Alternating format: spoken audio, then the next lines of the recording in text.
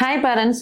இந்த இன்ஹேலர் அதாவது பஃப் மருந்தை சிலர் வந்து உங்க குழந்தைங்களுக்கு யூஸ் பண்ணியிருப்பீங்க, பர்சனலாகவும் யூஸ் பண்ணியிருப்பீங்க, ஆர் சிலர் கேள்வியும் பட்டிருப்பீங்க. நிறைய டைம் என்னோட ப்ராக்டிஸ்ல வந்து குழந்தைங்களுக்கு வீசிங் இருக்கும்போது நான் இன்ஹேலர்ஸ் ப்ரிஸ்கிரைப் பண்றது உண்டு. பட் எடுத்த உடனே பேரண்ட்ஸ் என்ன சொல்லுவாங்கன்னா, நோ டாக்டர், பஃப் எல்லாம் கொடுக்கவே கொடுக்காதீங்க, அது வந்து அடிக்ஷன் ஆயிடும், அதுவே என் குழந்தைக்கு பழகிரும், இல்ல ரொம்ப வருஷம் கழிச்சு இதனால சைட் எஃபெக்ட்ஸ் வந்துடும் அப்படின்ற மித்தை வந்து ரொம்பவே ஸ்ட்ராங்கா பிலீவ் பண்ணிட்டு இருக்காங்க. ஸோ அதனால தான் இந்த வீடியோ. ஸோ நான் வந்து இதை ரொம்ப கிளியரா ரொம்ப சிம்பிளா சொல்லணும் அப்படின்னா, நீங்க இந்த பஃப் மெடிசனோட மருந்தை பார்த்துக்கிட்டீங்கன்னா லீவோசால்பியூட்டமால் அப்படின்னு எழுதியிருக்கும். ஸோ உங்களுடைய குழந்தைக்கு நீங்க கொடுக்குற காஃப் சிரப்பை நீங்க எடுத்து பாருங்களேன், அதுலயும் லீவோசால்பியூட்டமால் எழுதியிருக்கும். அப்புறம் என்ன டாக்டர் டிஃபரன்ஸ்ன்னு கேட்குறீங்களா?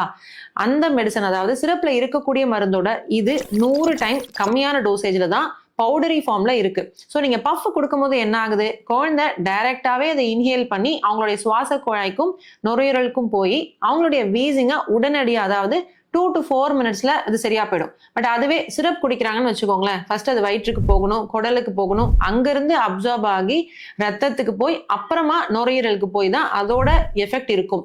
நுரையீரலை மட்டுமா அது வேலை செய்ய போது, குழந்தையோடைய பிரெயின், குழந்தையோட ஹார்ட், கிட்னி, அந்த மாதிரி எல்லா ஆர்கன்ஸ்லையும் தேவையில்லாம அந்த மருந்தோட வேலை இருந்துட்டே இருக்கும்.